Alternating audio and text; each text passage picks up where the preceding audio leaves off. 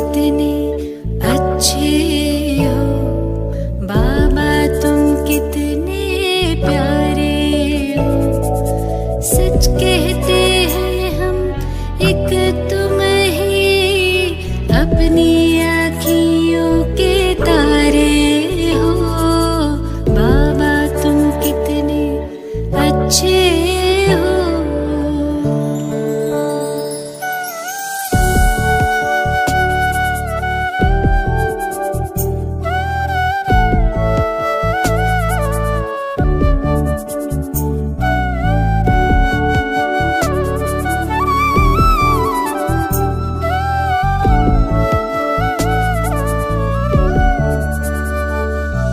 दिल तख्त पे हमें बिठाया है, मस्तक मणि बनाया है। गुण ज्ञान खजाने दे करके हमें सबसे धनी बनाया है। रत्नों की थालियां भर भर के आंचल भर दिए हमारे हो। बाबा तुम कितने अच्छे हो।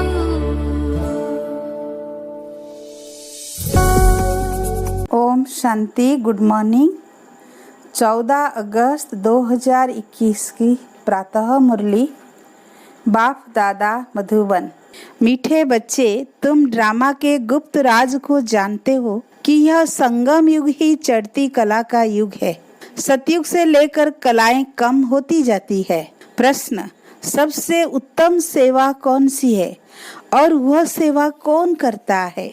उत्तर, भारत को स्वर्ग बनाना, रंक को राव बनाना, पतित को पावन बनाना, यह है सबसे उत्तम सेवा। ऐसी सेवा एक बाप के सिवाय और कोई भी नहीं कर सकता। बाप ने ऐसी महान सेवा की है, तब तो बच्चे उनकी इज्जत करते हैं। सबसे पहले सोमनाथ का मंदिर बनाकर उनकी पूजा करते हैं। गीत, आखिर वह दिन आया आज। ओम शांति। मीठे मीठे रूहानी बच्चों ने यह गीत सुना। जैसे आत्मा गुप्त है और शरीर प्रत्यक्ष है। आत्मा इन आँखों से देखने में नहीं आती है, इनकॉग्निटो है, गुप्त है जरूर, परंतु इस शरीर से ढकी हुई है। इसलिए कहा जाता है आत्मा गुप्त है। आत्मा खुद कहती है मैं निराकार हूँ, यहाँ साकार में आकर गुप्त बनी हूँ। आत्माओं की निराकरी दुनिया है, वहाँ तो गुप्त की बात नहीं। परम पिता परमात्मा भी वहाँ रहते हैं। उनको कहा जाता है सुप्रीम, ऊंच ते ऊंच आत्मा, परे ते परे रहने वाला है परम पिता परमात्मा। बाप कहते हैं जैसे तुम गुप्त हो, मुझे भी गुप्त आना पड़े। मैं गर्भ जेल में नहीं आता हूँ। मेरा नाम एक ही शिव चला आता है। मैं इसमें आता हूँ तो मेरा नाम नहीं बदलता। इनकी आत्मा का जो शरीर है उनका नाम बदलता है। मुझे तो शिव ही कहते हैं। सभी आत्माओं का मैं बाप हूँ। तो तुम आत्मा इस शरीर में गुप्त हो, इस शरीर द्वारा कर्म करती हो। मैं भी गुप्त हूँ। तुम बच्चों को यह ज्ञान अब मिल रहा है कि मैं आत्मा इस शरीर से ढकी हुई हूँ। आत्मा है इनकॉग्निटो, शरीर है कॉग्निटो। मैं भी अशरीरी हूँ। बाप इनकॉग्निटो इस शरीर द्वारा सुनाते हैं। तुम भी इनकॉग्निटो हो, शरीर द्वारा सुनते हो। तुम जानते हो बाबा आया हुआ है। बाप आते हैं भारत को फिर से गरीब से साहूकार बनाने। तुम कहेंगे हमारा भारत गरीब है। सब जानते हैं, परंतु उनको कोई पता ही नहीं कि हमारी भारत साहूकार कब था, कैसे था। तुम बच्चों को बहुत नशा है। हमारा भारत तो बहुत साहूकार था, दुख की बात नहीं थी। सतयुग में दूसरा कोई धर्म नहीं था, एक ही देवी देवता धर्म था। यह किसी को पता नहीं। यह जो वर्ल्ड की हिस्ट्री ज्योग्राफी है, यह कोई नहीं जानते हैं। अभी तुम अच्छी रीति समझते हो, हमारा भारत बहुत साहूकार था, अभी बहुत गरीब है। अब फिर बाप आए हैं साहूकार बनाने। भारत सतयुग में बहुत साहूकार था, जबकि देवी देवताओं का राज्य था। फिर राज्य कहाँ चला गया, यह कोई नहीं जानते हैं। ऋषि मुनि आदि भी कहते हम रचता और रचना को नहीं जानते हैं। बाप कहते हैं सतयुग में इन देवी देवताओं को रचता रचना का ज्ञान नहीं था, आदि मध्य अंत को नहीं जानते। अगर उन्हों को यह ज्ञान हो कि हम सीढ़ी उतरते रसातल में जाएंगे तो बादशाही का सुख भी न रहे, चिंता लग जाए। अभी तुमको चिंता लगी हुई है कि हम तमो प्रधान से सतो प्रधान कैसे बने। हम आत्माएं जो निराकरी दुनिया में रहती थी, वहाँ से फिर कैसे सुखधाम में आई, यह भी ज्ञान है। हम अभी चढ़ती कला में हैं। यह 84 जन्मों की सीढ़ी है, इसके बीच में क्या होता है यह भी तुम जानते हो। सतयुग में सब तो नहीं आएंगे। ड्रामा अनुसार हर एक एक्टर नंबरवार अपने अपने समय पर आकर पार्ट बजाएंगे। अभी तुम बच्चे जानते हो गरीब निवाज किसको कहा जाता है, दुनिया नहीं जानती। गीत में भी सुना आखिर वह दिन आया आज। यह सब है भक्ति। भगवान कब आकर हम भक्तों को इस भक्ति मार्ग से छुड़ाए सदगति में ले जाते हैं, यह भी समझा है। राम राज्य रावण राज्य किस चीज का नाम है, यह भी कोई मनुष्य नहीं जानते। अभी तुम बच्चे समझते हो बाबा फिर से आ गया है इस शरीर में। शिव जयंती भी मनाते हैं तो शिव जरूर आते हैं। ऐसे भी नहीं कहते मैं कृष्ण के तन में आता हूँ, नहीं। बाप कहते हैं कृष्ण की आत्मा ने 84 जन्म लिए हैं। जो पहले नंबर में था वह अब अंत में है। तत्व मैं तो आता ही हूँ साधारण तन में। तुमको आकर बतलाता हूँ तुम कैसे 84 जन्म भोगते हो। इस समय देवता धर्म का तो एक भी अपने को समझते नहीं है, क्योंकि सती को बहुत दूर ले गए हैं। कल्प की आयु लाखों बरस लिख दी है। वास्तव में ड्रामा की हिस्ट्री तो बहुत छोटी है। इसमें कोई धर्म की 500 बरस की, कोई की 2500 बरस की हिस्ट्री है। तुम्हारी हिस्ट्री है 5000 वर्ष की। देवता धर्म वाले ही स्वर्ग में आएंगे और धर्म तो आते ही बाद में हैं। देवता धर्म वाले ही और धर्मों में कन्वर्ट हो गए हैं। ड्रामा अनुसार फिर भी ऐसे ही कन्वर्ट हो जाएंगे, फिर अपने अपने धर्म में लौट कर आएंगे। बाप समझाते हैं बच्चे तुम तो विश्व के मालिक थे, तुम अभी समझते हो बाबा स्वर्ग की स्थापना करने वाला है, तो हम क्यों नहीं स्वर्ग में होंगे। बाप से हम वर्षा जरूर लेंगे। तो इससे सिद्ध होता है कि यह हमारे धर्म का है। जो नहीं होगा वो आएंगे ही नहीं। कहेंगे पराये धर्म में क्यों जाए। तुम बच्चे जानते हो सतयुग नई दुनिया में देवताओं को बहुत सुख था। सोने के महल थे। सोमनाथ के मंदिर में कितना सोना था, ऐसा कोई दूसरा मंदिर होता ही नहीं। उसमें बहुत हीरे जवाहरात थे। बौद्ध आदि के कोई हीरे जवाहरों के महल नहीं होंगे। तुम बच्चों को जिस बाप ने इतना उच्च बनाया है, उनकी तुमने कितनी इज्जत रखी है। जो अच्छे कर्म करके जाते हैं उनकी इज्जत रखी जाती है। अभी तुम जानते हो सबसे अच्छे कर्म पतित पावन बाप ही करके जाते हैं। तुम्हारी आत्मा कहती है सबसे उत्तम सेवा बेहद का बाप आकर करते हैं। हमको रंग से राव, बेगर से प्रिंस बना देते हैं। जो भारत को स्वर्ग बनाते हैं उनकी भी इज्जत कोई नहीं रखते। तुम जानते हो ऊंच से ऊंच मंदिर गाया हुआ है सोमनाथ का, जिसको लूट कर ले गए। लक्ष्मी नारायण के मंदिर को कभी कोई ने लूटा नहीं है, सोमनाथ के मंदिर को लूटा है। भक्ति मार्ग में ये बहुत धनवान होते हैं। राजाओं में भी नंबरवार होते हैं ना। जो ऊंच मर्तबे वाले होते हैं उनकी छोटे मर्तबे वाले इज्जत करते हैं। दरबार में भी नंबरवार बैठते हैं। बाबा तो अनुभवी है ना। यहाँ की दरबार है पतित राजाओं की, पावन राजाओं की दरबार कैसे होगी?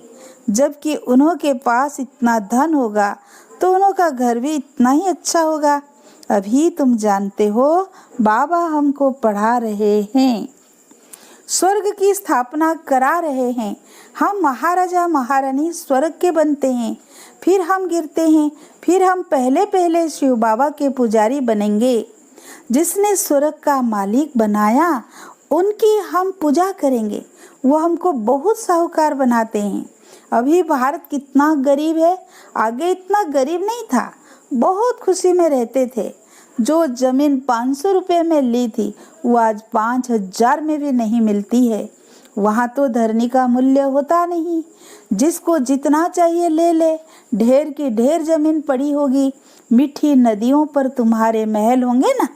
मनुष्य बहुत थोड़े होंगे, प्रकृति दासी होगी। फल फूल बहुत अच्छे मिलते रहते हैं। अभी तुम कितनी मेहनत करते हो, लेकिन सूखा पड़ जाता है तो अन्न नहीं मिलता है। तो गीत सुनने से तुम्हारे रोमांच खड़े हो जाने चाहिए। बाप को गरीब निवाज कहते हो, अब अर्थ समझाना। किसको साहूकार बनाते हैं? जरूर यहाँ जो आएंगे उनको साहूकार बनाएंगे ना। तुम बच्चे जानते हो हमको पावन से पतित बनने में 5 सेकेंड 5000 वर्ष लगे हैं। अभी फिर फट से बाबा पतित से पावन बनाते हैं, ऊंच से ऊंच बनाते हैं। 1 सेकेंड में जीवन मुक्ति मिल जाती है। कहते हैं बाबा हम आपके हैं। बाप कहते हैं बच्चे तुम विश्व के मालिक हो। बच्चा पैदा हुआ और वारिस बना, कितनी खुशी होती है। लेकिन बच्ची को देख चेहरा ही उतर जाता है। यहाँ तो सभी आत्माएं बच्चे हैं। हम स्वर्ग के मालिक बन गए। अभी पता पड़ा है कि हम 5000 वर्ष पहले स्वर्ग के मालिक थे। बाबा ने ऐसा बनाया था। लक्ष्मी नारायण का राज्य कब था कुछ नहीं जानते। वास्तव में भारत की आबादी सबसे बड़ी होनी चाहिए। भारत को जमीन भी सबसे बड़ी होनी चाहिए। लाखों बरस हो फिर तो बहुत जमीन चाहिए। सारी दुनिया की भी जमीन पूरी ना हो। लाखों बरस में कितने मनुष्य पैदा हो जाते, अनगिनत मनुष्य हो जाए। इतने तो है नहीं। यह सब बातें बाप बैठ समझाते हैं।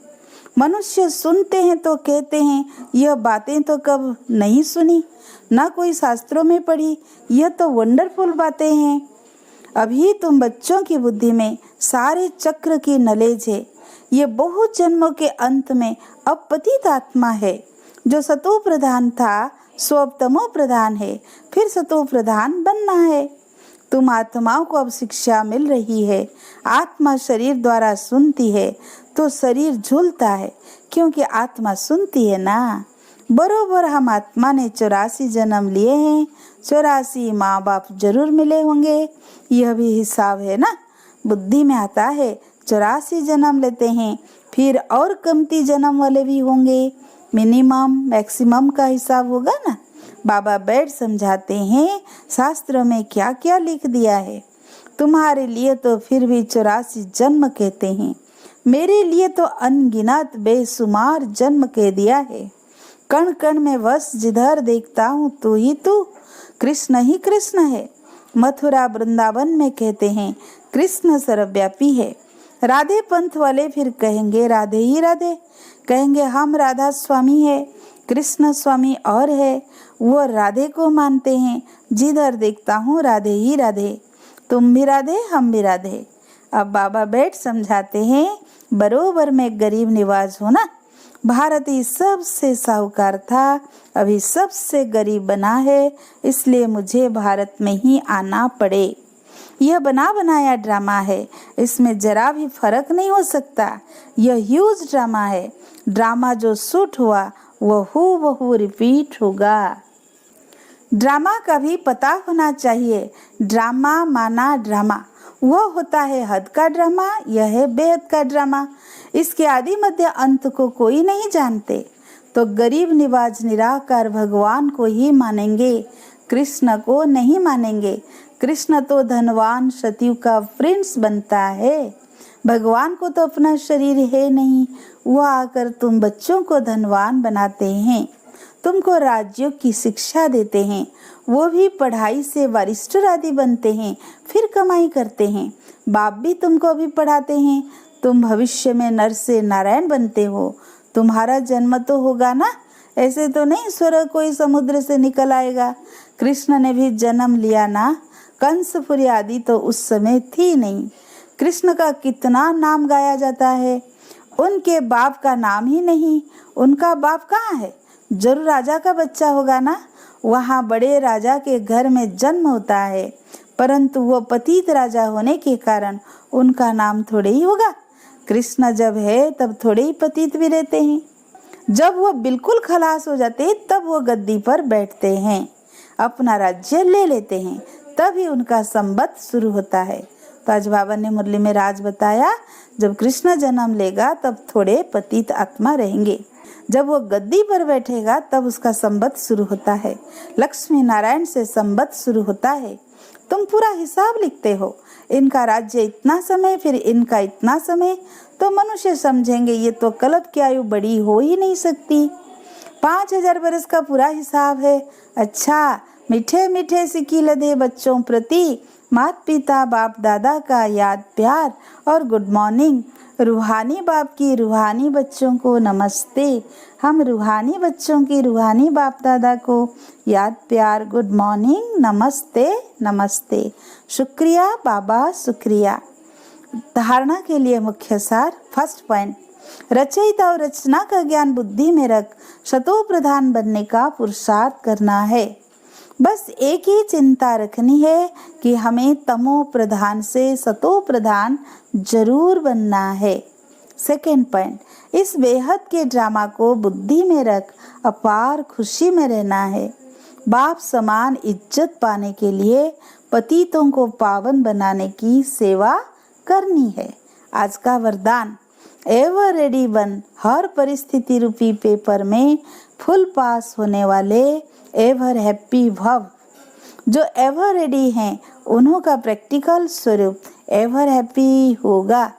कोई भी परिस्थिति रूपी पेपर व प्राकृतिक आपदा द्वारा आया हुआ पेपर व कोई भी शारीरिक कर्म भोग रूपी पेपर आ जाए, इन सब प्रकार के पेपर्स में फुल पास होने वाले को ही एवर रेडी कहेंगे।